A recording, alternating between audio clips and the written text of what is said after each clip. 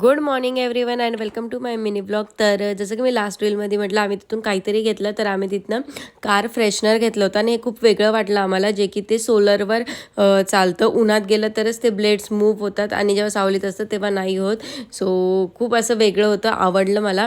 आणि त्यानंतर मग आम्ही पुढचं स्टार्ट केलं. तर मामाच्या गावाला जाताना माझ्या मावशीचं घर लागतं, तर आम्ही तिथेसुद्धा गेलेलो आणि त्यांच्या लग्नाचा अल्बम आम्ही बघत होतो, ज्यात आमचेसुद्धा फोटोज होते. सो जुन्या आठवणी पुन्हा जागा झाला. आणि इथे माझा भाऊ आम्हाला पपई काढून देत होता, माझं फेवरेट फ्रूट आहे.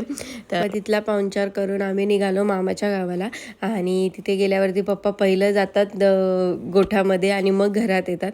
तर इथे ही गाई ऊस खात होती. म्हटलं आपण पण टेस्ट करून बघावं. त्यानंतर सगळ्या गायांची वगैरे आम्ही गप्पा मारल्या. त्यांचं पकडापकडी काहीतरी त्यांचं चालू होतं. सो ते खेळत होतं आणि आम्ही मस्तपैकी बघत होतो.